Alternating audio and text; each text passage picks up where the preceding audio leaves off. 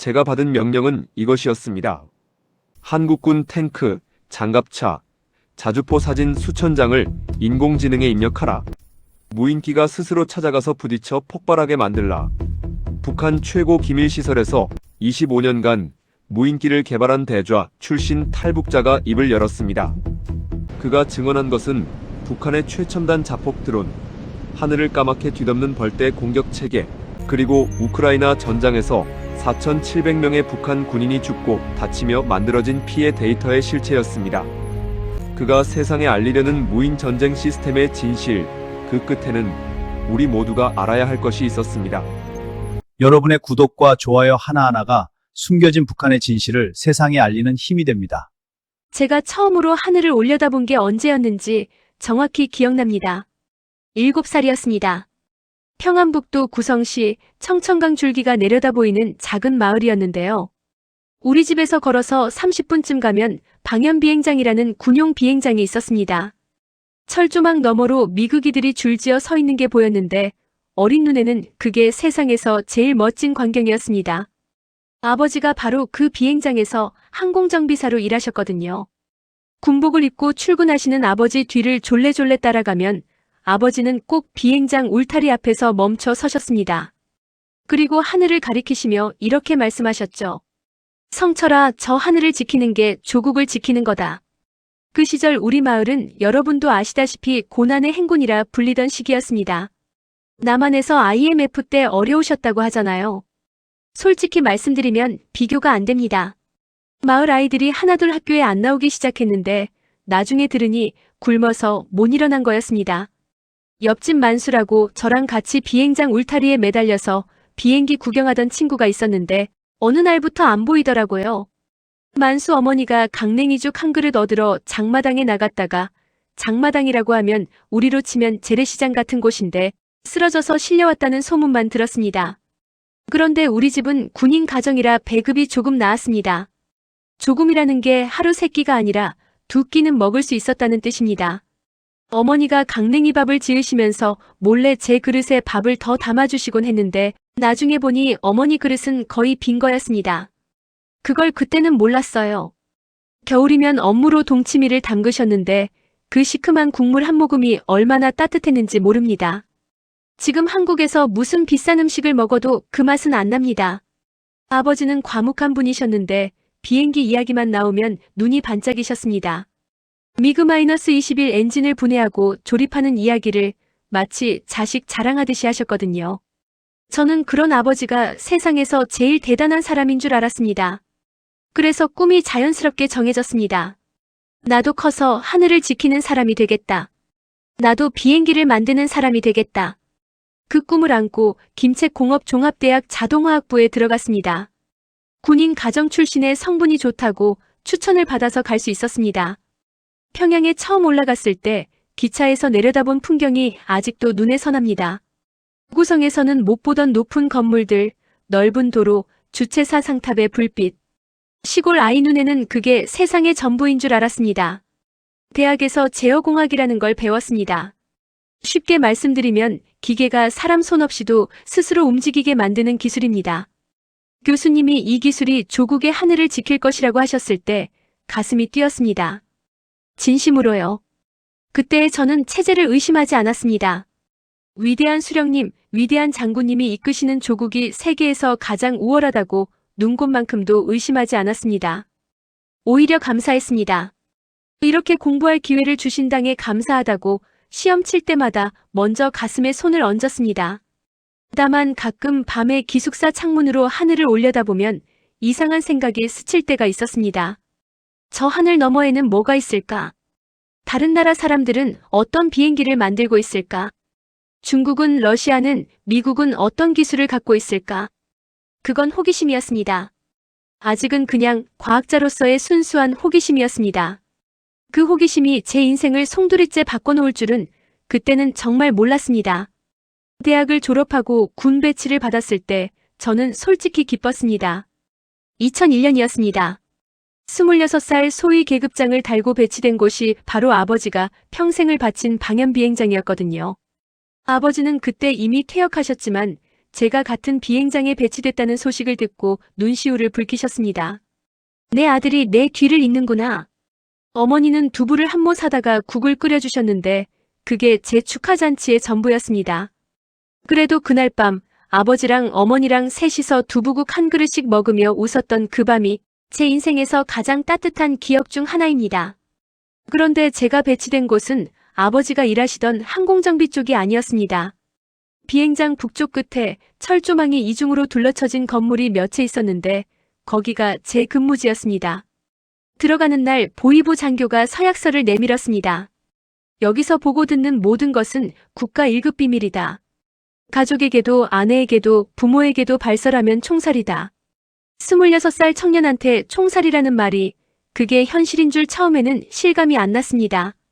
처음 몇 년은 기초 연구였습니다. 제어 알고리즘이라고 기계가 사람 명령 없이도 정해진 경로를 날아가게 하는 프로그램을 짜는 일이었습니다. 쉽게 말씀드리면 리모컨 없이도 장난감 비행기가 혼자 날아가게 하는 기술인데 그걸 군사용으로 만드는 거였습니다. 그때까지만 해도 뭔가 대단한 일을 하고 있다는 자부심이 있었습니다. 그런데 모든 게 변한 건 2012년이었습니다. 어느 날 연구소에 큼직한 나무 상자가 들어왔습니다. 겉에는 아무 표시도 없었는데 열어보니 비행기 같은 물건이 분해된 채 들어있었습니다. 미국제 MQM-107D라는 무인기였습니다. 나중에 알고 보니 시리아에서 밀수입한 물건이었는데 여러분 이게 중요합니다. 그 무인기가 미국에서 처음 만들어진 게 1987년이었습니다. 제가 5살 때 미국은 이미 이런 걸 만들었다는 뜻입니다. 그걸 우리가 2012년에야 처음 손에 넣고 어떻게 만들었는지 뜯어보고 있었던 겁니다. 30년입니다. 30년의 격차. 그때 처음으로 손이 떨렸습니다. 분해된 부품 하나하나를 도면에 옮기면서 이 정교한 회로와 센서를 보면서 우리가 여태 만들던 것들이 얼마나 초라한지를 뼈저리게 느꼈습니다.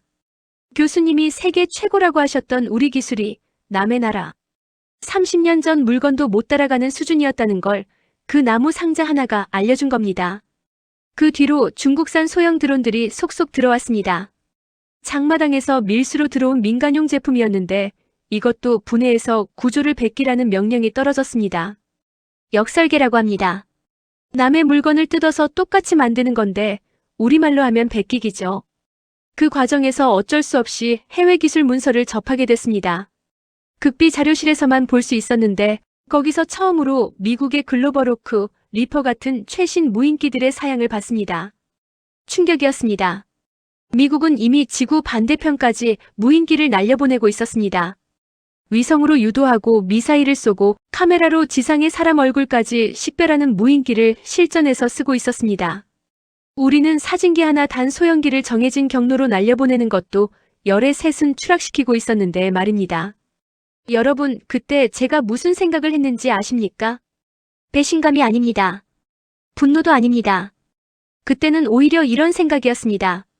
내가 이 격차를 좁혀야 한다. 조국이 뒤처진 건 사실이지만 내가 더 열심히 하면 따라잡을 수 있다.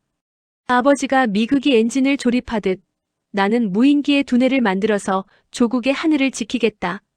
그렇게 다짐했습니다. 그런데요, 여러분. 그 순수한 다짐이 어디로 흘러갈지 그때 저는 상상도 못했습니다. 30년의 격차를 좁히겠다던 그 열정이 나중에 제 손으로 만든 것이 같은 민족을 향해 날아가는 날이 올 줄은 정말이지 꿈에도 몰랐습니다. 그게 제 운명의 첫 번째 갈림길이었습니다. 여러분, 연구소라는 곳이 어떤 곳인지 아십니까? 보통 연구소라고 하면 하얀 가운 입고 깨끗한 실험실에서 조용히 일하는 그런 곳을 떠올리시겠죠. 우리 연구소는 달랐습니다. 겉보기에는 비슷했을지 모르지만 그 안에서 벌어지는 일은 과학이 아니라 공포였습니다. 2014년 봄이었습니다. 제가 참여해서 만든 소형 정찰 무인기가 남쪽으로 날아갔습니다. 사진기를 달고 미리 입력한 경로대로 날아가서 사진을 찍고 돌아오는 임무였는데 결과는 참담했습니다. 남한 접경 지역에서 추락한 겁니다. 하나가 아니라 여러 대가 떨어졌는데 그게 뉴스에까지 나왔다는 보고가 올라왔을 때 연구소 전체가 얼어붙었습니다. 여러분, 그 공기를 어떻게 설명해야 할까요? 겨울에 밖에 나가면 코끝이 시리잖아요. 그런 게 아니라 숨을 쉬는데 목구멍이 막히는 그런 차가움이었습니다. 일주일 뒤 관련 연구원 3명이 불려나갔습니다. 항법 프로그램을 담당하던 김중자, 엔진 조립을 맡았던 한소자, 그리고 시험 비행을 관리하던 최대위. 아침에 보이부 차량이 왔고 3사람은 점심시간 전에 사라졌습니다. 짐을 쌀 시간도 없었습니다. 책상 위에 컵이 그대로 놓여 있었고 최대위 자리에는 먹다 만 강냉이빵이 있었습니다. 정치범 수용소로 갔다는 소문이 돌았습니다. 그러나 아무도 입 밖에 내지 못했습니다. 다음 날 아침 3사람의 책상은 깨끗이 치워져 있었고 마치 그런 사람들은 처음부터 없었던 것처럼 연구소가 돌아갔습니다. 옆자리에서 20년을 함께 일한 동료가 하루아침에 증발해도 아무도 그 이름을 부르지 못하는 곳. 그게 우리 연구소였습니다. 그 뒤로 감시가 더 심해졌습니다. 보이부 감시원이 연구소 안에 상주하기 시작했습니다. 우리가 쓰는 컴퓨터에는 작업 내역이 실시간으로 기록됐고 연구원끼리 나누는 대화도 벽에 숨겨진 장치로 다 들었습니다. 여러분, 옆집에서 우리 집 안방 이야기를 다 엿듣는 것과 같다고 생각하시면 됩니다.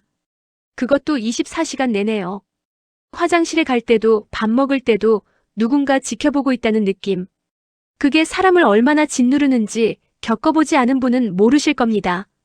2016년에는 더 끔찍한 일이 있었습니다. 무인기 시험 비행 중에 기체가 공중에서 폭발했습니다. 활주로 근처에서 계기를 확인하던 연구원 한 명이 파편에 맞아 그 자리에서 숨졌습니다.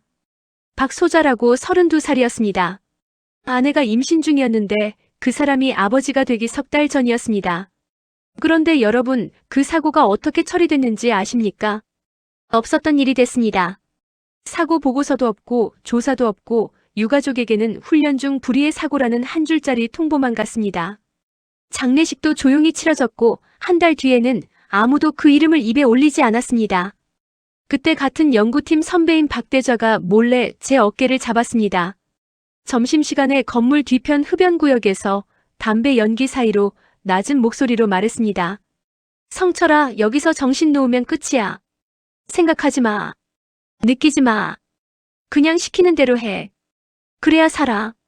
선배의 눈이 떨리고 있었습니다. 위로가 아니었습니다. 살아남는 법을 가르쳐준 겁니다. 그때부터 저는 2개의 얼굴로 살기 시작했습니다.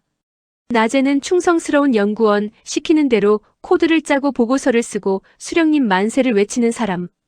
그런데 밤에 기숙사 침대에 누우면 천장을 보면서 이런 생각이 머리를 떠나지 않았습니다. 이건 과학이 아니다. 이건 공포 시스템이다. 실패하면 수용소로 끌려가고 사고가 나면 없었던 일이 되고 동료가 사라져도 이름조차 부를 수 없는 곳에서 우리가 만들고 있는 것은 과연 조국을 지키는 물건인가? 아니면 사람을 잡아먹는 기계인가? 아내에게도 말할 수 없었습니다. 집에 돌아가면 오늘 연구소에서 뭐 했어? 라고 묻는 아내에게 그냥 평소랑 같아라고만 했습니다. 아들이 아버지, 무슨 비행기 만들어요?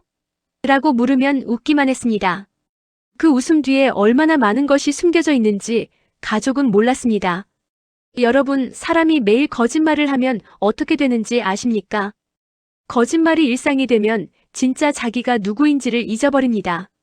저는 그렇게 조금씩 무너지고 있었습니다. 그런데 진짜 무너지는 건 아직 시작도 안 했습니다. 2023년 여름 연구소 분위기가 완전히 달라졌습니다. 김정은 위원장이 우리 방연비행장을 직접 방문하셨습니다. 그 전부터 소문은 돌았지만 실제로 최고 지도자가 오시니 연구소 전체가 발칵 뒤집어졌습니다.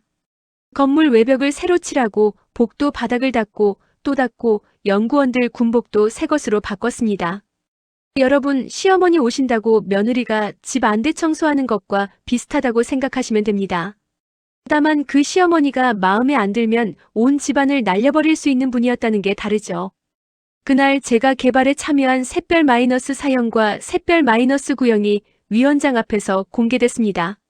샛별 마이너스 사형은 날개 폭이 35m나 되는 거대한 정찰 무인기입니다.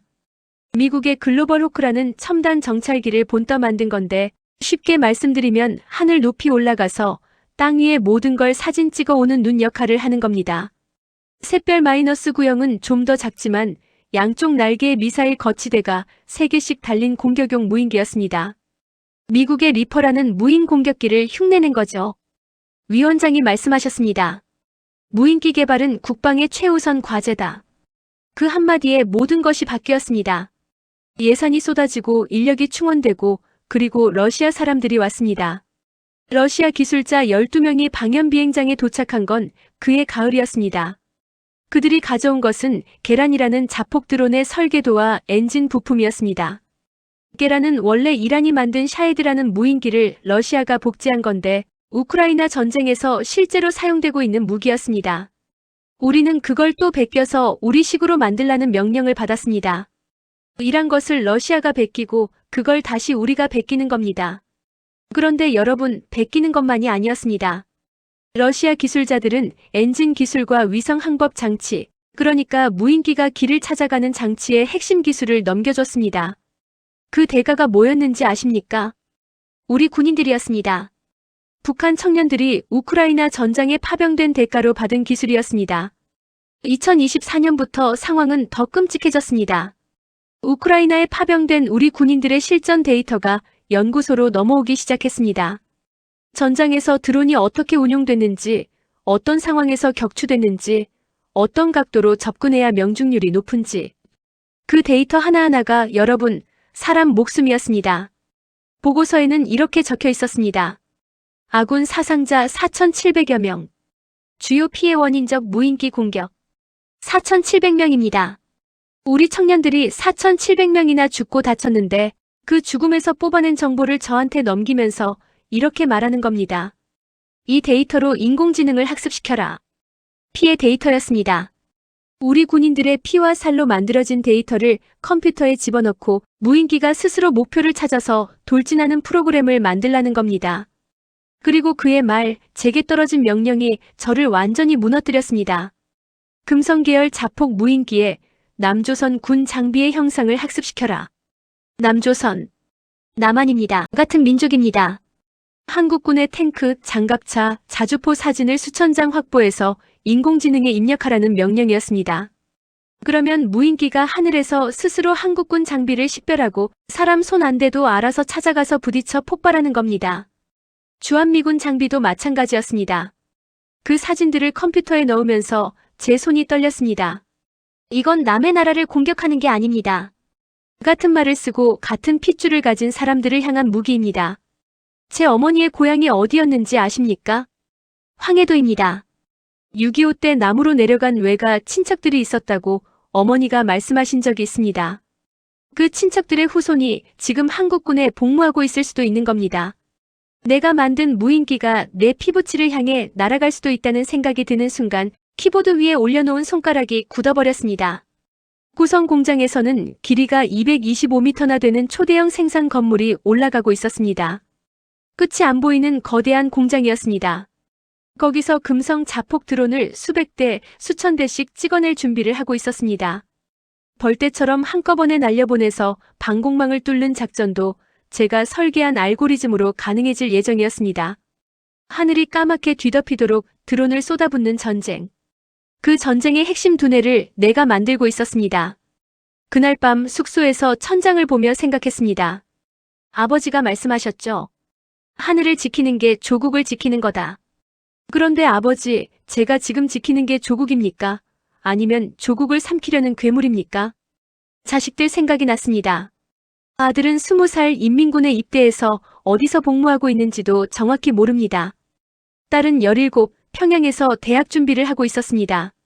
이 아이들이 내가 만든 세상에서 살아야 한다면 그건 내가 아버지로서 해도 되는 일인가? 그때 결심했습니다. 죽더라도 이 자리를 떠나야 한다. 결심은 했지만 실행까지는 1년이 넘게 걸렸습니다. 여러분, 탈북이라는 게 그냥 짐 싸서 나가는 게 아닙니다. 특히 저 같은 사람은요. 대좌 계급의 1급 군사 기밀을 머릿속에 담고 있는 사람이 사라지면 보위부가 가장 먼저 하는 일이 뭔지 아십니까? 가족을 잡아갑니다. 아내, 자식, 부모님까지. 그게 북한에서 말하는 연좌제입니다.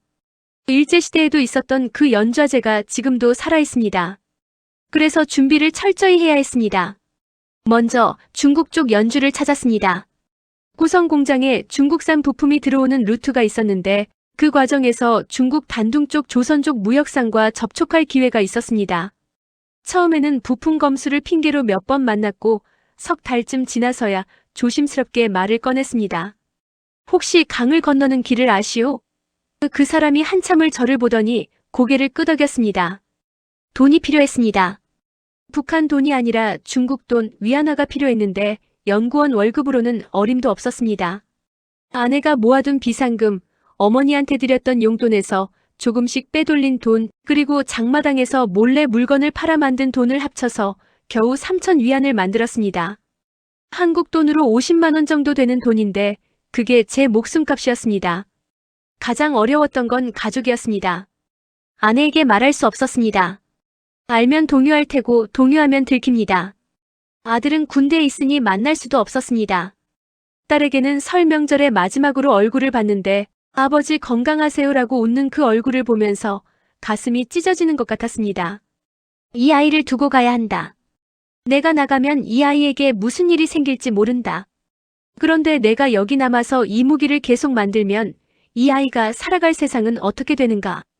부모님 걱정은 차마 말로 다 못합니다.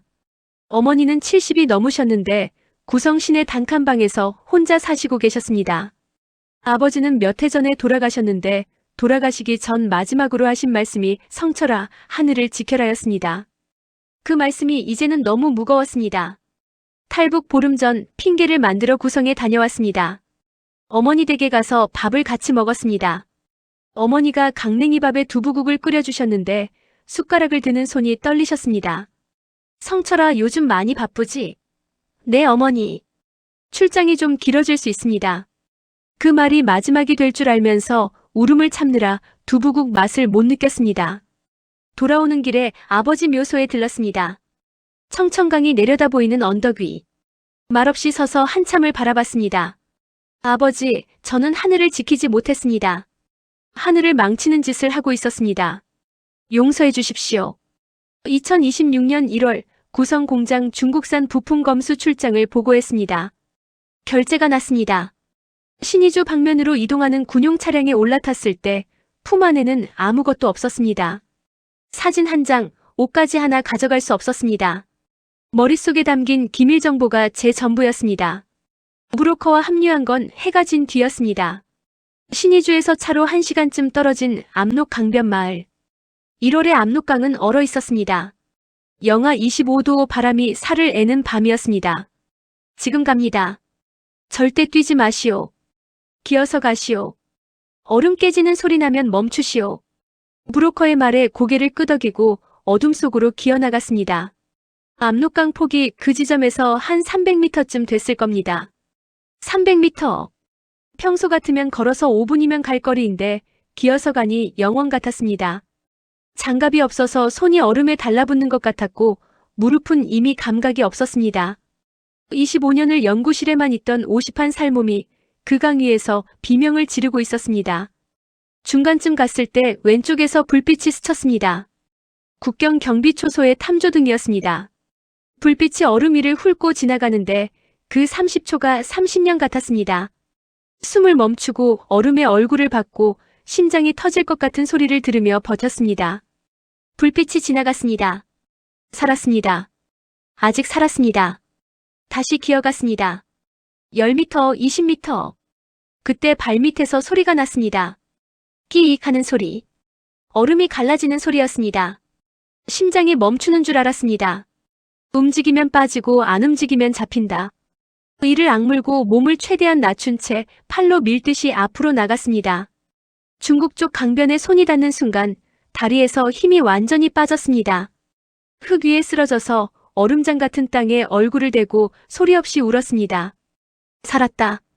강을 건넜다. 그런데 여러분, 그때 저는 몰랐습니다. 진짜 지옥은 이제부터라는 걸. 중국 땅을 밟았을 때 처음 든 생각은 자유가 아니었습니다. 얼마나 버틸 수 있을까? 그게 첫 번째 생각이었습니다. 브로커가 데려간 곳은 단둥에서 차로 2시간쯤 떨어진 조선족 마을이었습니다. 허름한 농가집, 방 하나짜리 집인데 아궁이에 불을 떼서 방이 따뜻했습니다. 집주인은 60이 넘어 보이는 조선족 아주머니였는데 저를 보더니 한마디 하셨습니다. 너 같은 핏줄인데 어떻게 안 도와? 그리고 된장국을 한 그릇 끓여주셨습니다. 얼어붙은 몸으로 그 국물을 마시는데 어머니 두부국 생각이 나서 또 눈물이 났습니다. 그런데 여러분, 제 상황은 일반 탈북자와 차원이 달랐습니다. 대좌 계급의 군사연구원, 그것도 최우선 과제로 지정된 무인기 개발의 핵심 인력이 사라진 겁니다.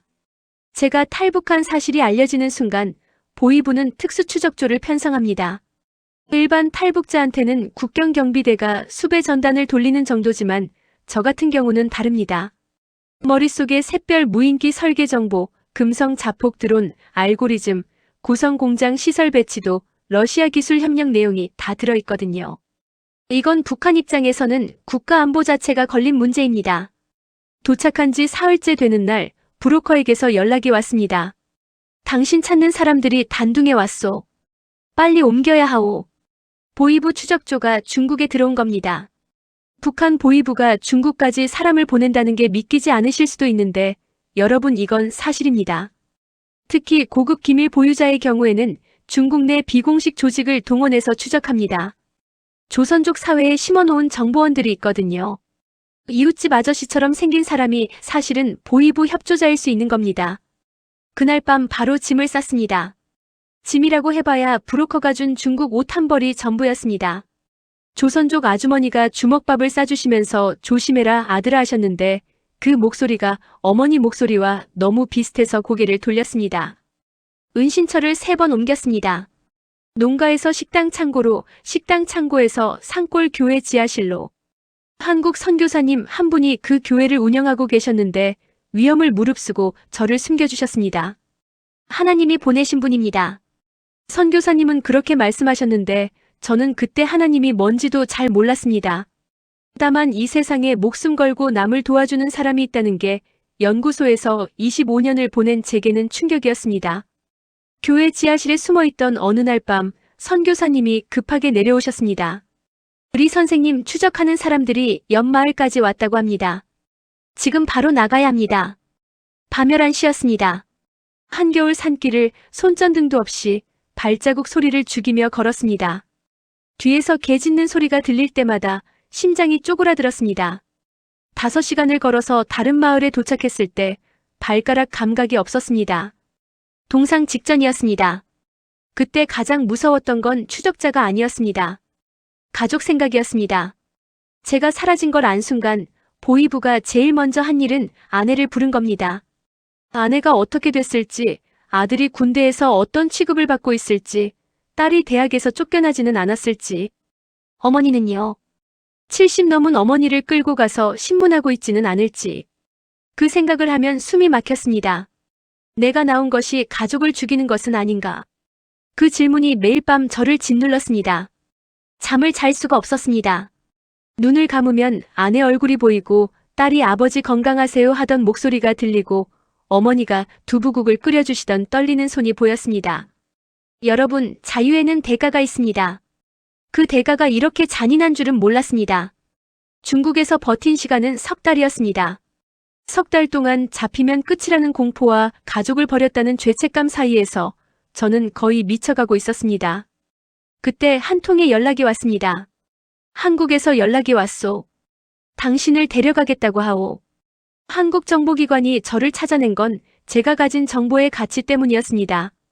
선교사님 네트워크를 통해서 제 신원이 한국 측에 전달됐고 방연비행장 무인항공기술연합체 수석연구원 출신이라는 정보가 올라가는 순간 상황이 빠르게 움직였다고 합니다. 샛별 시리즈, 금성 자폭 드론, AI 자율표적 시스템, 구성 대형 공장. 제 머릿속에 있는 정보가 한반도 안보에 직결되는 것들이었으니까요. 그런데 여러분, 한국으로 가는 길이 비행기 한 번 타면 되는 것처럼 간단하지 않습니다. 중국에서 바로 한국으로 갈 수가 없거든요. 중국 정부가 탈북자를 잡아서 북한으로 돌려보내기 때문입니다. 그래서 돌아가야 합니다. 중국 내륙을 지나서 동남아시아로 내려가서 거기서 한국행 비행기를 타는 겁니다. 2026년 4월 이동이 시작됐습니다. 먼저 중국 내륙을 횡단해야 했습니다. 브로커가 구해준 가짜 신분증을 들고 기차와 버스를 번갈아 타면서 남쪽으로 내려갔습니다. 중국말을 못하니까 입을 다물고 있는 수밖에 없었습니다. 기차 안에서 공안이 신분증을 검사하는데 심장이 목구멍까지 올라오는 것 같았습니다. 가짜 신분증을 내밀면서 손이 떨리지 않게 하려고 주먹을 꽉 쥐었습니다. 공안이 신분증을 들여다보다가 제 얼굴을 보고 다시 신분증을 보고 그 3초가 3년 같았습니다. 신분증을 돌려줬습니다. 지나갔습니다. 중국 남부 윈난성에서 라오스 국경까지 마지막 구간은 걸어야 했습니다. 밀림이었습니다. 여러분, 밀림이라는 곳이 어떤 곳인지 아십니까? 텔레비전에서 보는 것과는 전혀 다릅니다. 나무가 하늘을 완전히 가려서 낮은데도 어둡고 습기가 목을 조르듯이 달라붙고 발밑에 뭐가 있는지 안 보입니다. 모기가 구름처럼 달려들었고 무릎까지 빠지는 지늘길을 걸었습니다. 1월에 압록강 위에서 얼어 죽을 뻔했는데 이번에는 열대 밀림에서 더위와 습기에 쓰러질 뻔한 겁니다. 이틀을 걸었습니다. 50한 살 몸으로 25년을 연구실 의자에서만 보낸 몸으로 밀림을 이틀 걸었습니다. 중간에 열이 올랐습니다. 말라리아일 수도 있다고 브로커가 말했는데 약이 없었습니다. 그냥 걸었습니다. 쓰러지면 끝이니까 그냥 걸었습니다. 라오스를 지나 태국에 도착한 건 밀림을 빠져나온 지 나흘 뒤였습니다. 태국 국경 마을의 허름한 여관방에 쓰러졌을 때 3일 동안 일어나지 못했습니다. 태국에서 한국 영사관 직원분이 오셨습니다. 정장을 입은 젊은 남자분이었는데 제 손을 잡으면서 이렇게 말씀하셨습니다. 리 선생님, 이제 거의 다 왔습니다. 조금만 더 버텨주십시오. 그 말 한마디에 눈물이 쏟아졌습니다. 태어나서 처음으로 국가라는 것이 나를 보호해주려 한다는 느낌을 받았습니다. 그런데 마지막 관문이 남아 있었습니다. 태국에서 한국행 비행기를 타기까지 서류 처리에 시간이 걸렸습니다. 그 기다리는 시간이 가장 길었습니다. 보이부 추적조가 동남아까지 내려왔다는 정보가 있었고 태국 현지 북한 공관에서도 움직임이 있었다고 합니다. 제가 머무는 여관 주변에 한국 측 보호 인력이 배치됐는데 그분들이 문 앞을 지켜주시는 것도 고마웠지만 그만큼 위험하다는 뜻이기도 했습니다. 여관방 창문으로 하늘을 올려다봤습니다. 태국의 하늘은 구성의 하늘과 같은 하늘인데 왜 이렇게 다르게 보이는지. 여기서는 비행기가 날아가도 무섭지 않았습니다. 그냥 사람을 태우고 어딘가로 가는 비행기였습니다. 구성 하늘에서는 비행기 소리가 나면 긴장부터 했었는데 기다린 지 3주 만에 드디어 비행기 표가 나왔습니다. 공항으로 가는 차 안에서 영사관 직원분이 말씀하셨습니다. 비행기에 오르시면 됩니다. 비행기에 오르시면 끝입니다. 탑승구를 통과하고 좁은 좌석에 앉고 안전벨트를 매는 순간에도 믿기지 않았습니다. 비행기가 활주로를 달리기 시작했습니다. 속도가 붙었습니다. 바퀴가 땅에서 떨어지는 순간, 제 몸이 하늘로 올라가는 순간 울었습니다. 소리를 죽이고 울었습니다. 하늘이었습니다. 아버지가 그토록 사랑하셨던 하늘. 제가 평생을 바쳐 연구했던 그 하늘에 처음으로 내 몸이 떠올랐습니다. 무인기가 아니라 사람이 제가 자유를 향해 날아가고 있었습니다. 인천공항에 내린 건 2026년 2월이었습니다. 여러분, 비행기 문이 열리고 통로를 걸어 나오는데 다리가 말을 안 들었습니다. 걸을 수가 없는 게 아니라 걷고 싶지 않았습니다. 이 순간이 끝나지 않았으면 했습니다. 입국장으로 나오는 긴 복도, 양쪽 벽에 붙은 광고판에서 한글이 보였습니다. 같은 말, 같은 글자. 그런데 여기서는 그 글자들이 물건을 사라는 이야기, 여행을 가라는 이야기, 맛있는 걸 먹으라는 이야기를 하고 있었습니다. 구성에서 봤던 글자들은 전부 수령님 찬양 아니면 사상 교육이었는데 공항에서 정보기관 분들이 마중 나와 계셨습니다. 그 뒤로 한동안은 여러분이 말씀하시는 합동신문 과정을 거쳤습니다. 제가 가진 정보를 전부 말씀드렸습니다. 샛별 마이너스 사형의 전자정보 수집 모듈 구조, 샛별 마이너스 구형의 미사일 유도 방식, 금성 계열 자폭 드론의 AI 표적 식별 알고리즘, 벌떼 드론, 스웜 공격 프로그램, 구성 225m 공장의 생산 라인 배치도, 러시아에서 넘어온 계란 엔진 기술의 세부 내용, 우크라이나 실전 데이터의 AI 학습, 현황, 방연 비행장 경납고 7동의 위치와 규모, 파병 군인들의 드론전 경험이 어떻게 연구소로 환류되는지 전부 말씀드렸습니다. 숨긴 것 없습니다. 그것이 제가 할 수 있는 유일한 속죄라고 생각했습니다. 하나원이라는 정착 교육시설에서 석 달을 보냈습니다. 거기서 한국 생활의 기초를 배웠는데 매일매일이 충격의 연속이었습니다. 24시간 불이 꺼지지 않는 편의점이라는 곳에 처음 들어갔을 때 선반에 빼곡히 쌓인 삼각김밥과 음료수를 보고 멍하니 서 있었습니다. 구성에서는 강냉이빵 하나 구하기도 하늘의 별 따기였는데 여기서는 한밤중에도 따뜻한 밥을 살 수 있다니. 마트라는 곳에 처음 갔을 때는 다리에 힘이 풀렸습니다.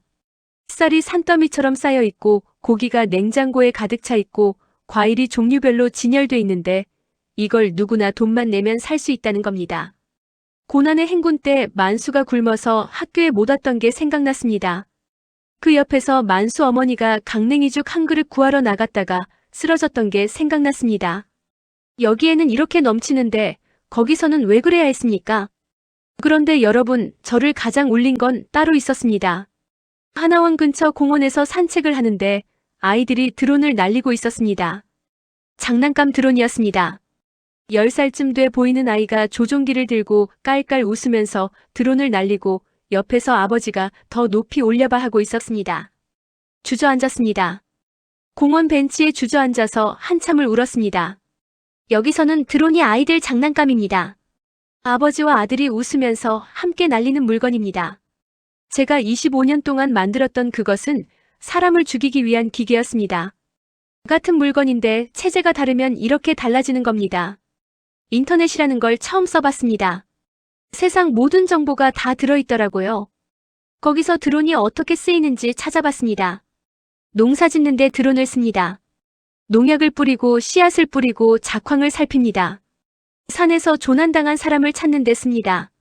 물에 빠진 사람한테 구명조끼를 떨어뜨려 줍니다.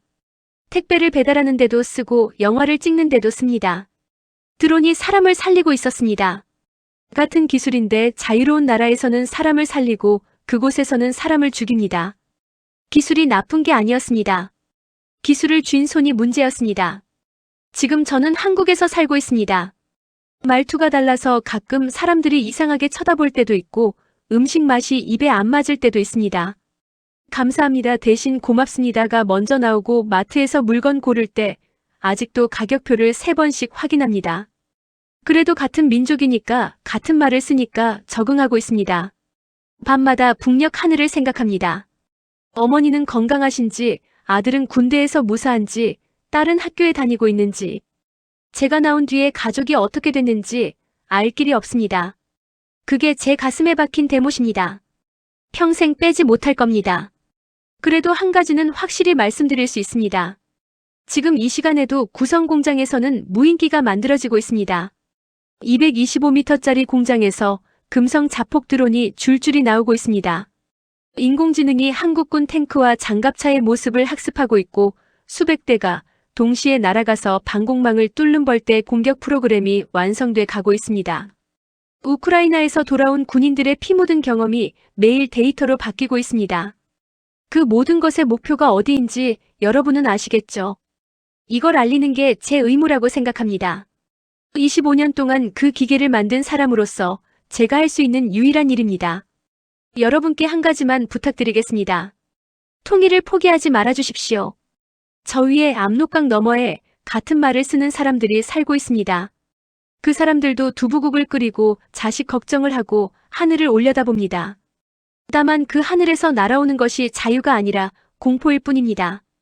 통일이 되면 저는 구성 공장에 다시 가고 싶습니다. 그 225m짜리 공장에서 사람을 죽이는 드론 대신에 사람을 살리는 드론을 만들겠습니다. 농약 뿌리는 드론, 산불 끄는 드론, 조난자 찾는 드론, 아이들이 웃으면서 날리는 드론. 그걸 만들겠습니다. 그게 제 기술이 가야 할 곳이라고 믿습니다. 우리 세대의 통일을 봤으면 합니다. 어머니가 살아계실 때 다시 구성 마을에 가서 강냉이밥에 두부국을 함께 먹을 수 있었으면 합니다. 아버지 묘소에 가서 말씀드리고 싶습니다. 아버지, 이제야 하늘을 지키게 됐습니다. 여러분, 긴 이야기 들어주셔서 감사합니다.